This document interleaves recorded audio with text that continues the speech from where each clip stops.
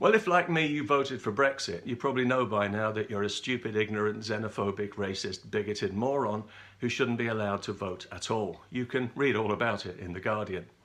Yes, apparently we were misled into voting the wrong way because we're too thick to understand what we were doing and because we are driven primarily by fear, prejudice and hate. Isn't it nice to know who your friends are? They keep telling us too that if we voted for Brexit, or indeed for Trump in America, we're more likely to be uneducated, as if that's supposed to make us intellectually less capable and therefore somehow less worthy of a vote than the educated people, many of whom only go to university because they're unemployable. And when they come out with their useless arts or humanities degree that nobody takes seriously because every bloody fool has one, they're still unemployable, only now they're lumbered with a mountain of debt. Yeah, real geniuses. Imagine paying thousands for a degree, if you'll pardon the expression, in cultural studies or gender studies and being dumb enough to think you're educated. And then to think that that somehow entitles you to talk down to people who weren't stupid enough to squander their time and money. How moronic would you have to be? But even if you've got a proper degree in something real, like science, it doesn't mean that your political views are more valid than anyone else's or that you have superior political insight or knowledge, and if you think it does, well then you are dangerous. And since we're throwing around the insults so freely here, the truth is we almost lost our democracy during that referendum thanks to ignorant fools who didn't know what they were voting for. Idiots who voted for the status quo because they couldn't be bothered to examine the issues and who still have no idea what they nearly threw away. Or imbeciles who voted to give up the democratic franchise of all future generations for selfish personal convenience, who think that giving up the right to make our own laws now and forever is a price worth paying for easier travel. These are the morons the establishment was counting on, but there weren't quite enough of them, thank goodness. And talking of morons, most teachers voted to remain because they're all sucking on the EU tit.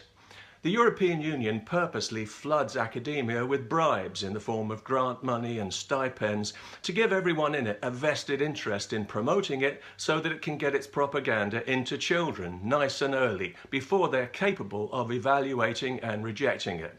You know, the way they do with religion. Did you ever hear a bad word about the sacred European Union from a teacher? Of course not. Well, theoretically, yes, it's possible, but in practice, it's about as likely as getting a third world rapist deported from Europe. So we can't really blame young people who voted against their own interests to stay in when for years they've been force-fed the lie that democratic sovereignty is fascist and racist. As recipients of a progressive education, they simply haven't been taught to value the foundational principles of a free society. So many of them genuinely had no understanding of what was really at stake. One day they'll realise how irresponsibly they've been miseducated and how close they came to being conned out of their birthright. Of course, in the event, they didn't quite get conned, despite their own best efforts, because although most people within the progressive bubble voted to remain in the dying European Union, those of us who still have bullshit detectors that work voted to leave, and we had the numbers as per the rules, so we won. At least in theory, because 2 years on, nothing has changed, except now we're being told that we live in a divided society, riven by anger and bitterness, because we won. It's our fault for winning.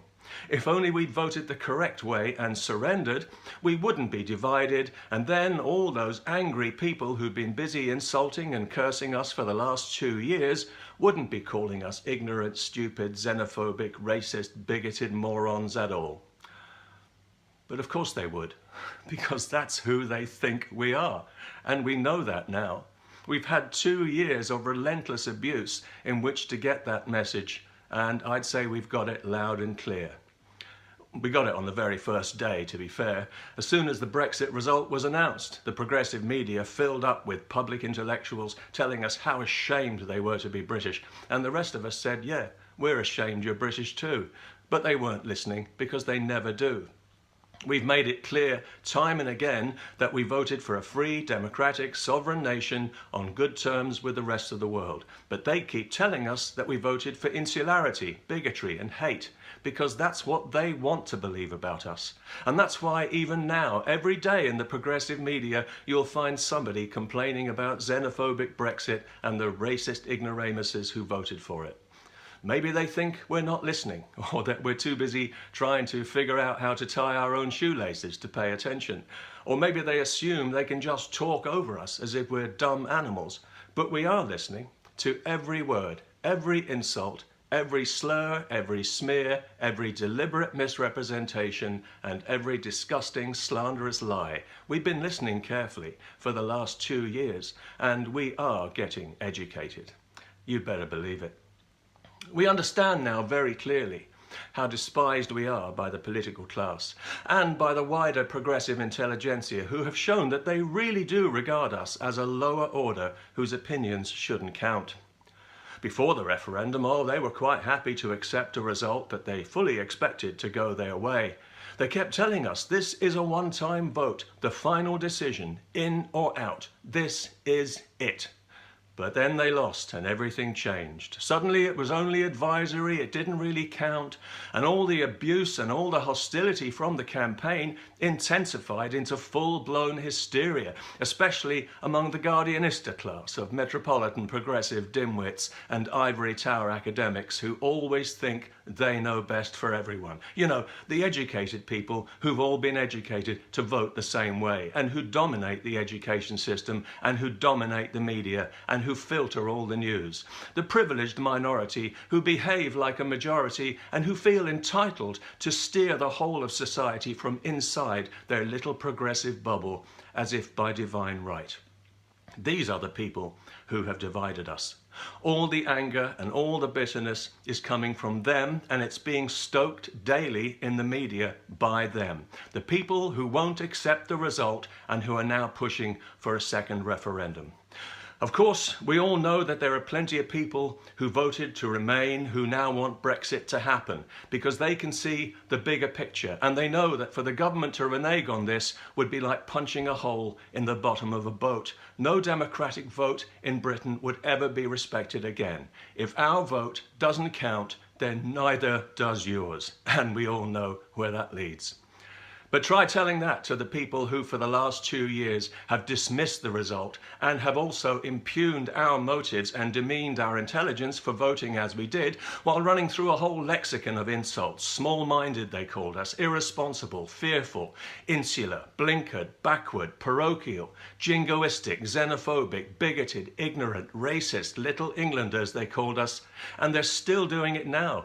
Some public intellectuals and failed politicians are so angry at our temerity in voting for our interests and not for theirs that even now they're openly seething with rage. I'm surprised 1 or 2 haven't spontaneously combusted. But I can give them all, this entire class of supercilious toe rags, a far better reason than Brexit to be angry with themselves, that is. Because now that our self-appointed political superiors have demonstrated so clearly how much they despise us, they must know in their hearts that things between us will never be quite the same again. Surely they can sense the political sea change that they've helped to initiate with their hysteria now that they've got the attention of the people they mock and deride. Surely they can sense that in future, many of us who were fairly uncommitted politically, but who made a point of voting in that very important referendum, will now be much more actively focused on politics, and in particular on voting against them and against everything that they believe in at every opportunity as a matter of principle and as a matter of urgency, in order to minimize their poisonous and destructive influence on our society. Because we understand now who we're dealing with and what a lucky escape we had in voting for Brexit. And we understand how important it is for the free and healthy society that we want to live in, that people with their patronizing, autocratic, elitist and deeply anti-democratic mindset are dangerous and should be kept away from any form of political power over others. That is what democracy is for, to protect us from people like them, from people who insist that they know best, from people who have shown beyond any doubt that they cannot be trusted to honour a vote, and they cannot be trusted with our freedom. And with all the condescension and the totally uncalled for insults and smears, they've revealed to us their true inner ugliness, so they've lost not only our trust, but our respect. Consequently, they've lost that upper hand that they always took for granted, and they've done it all to themselves. But we're the morons. Yeah, right.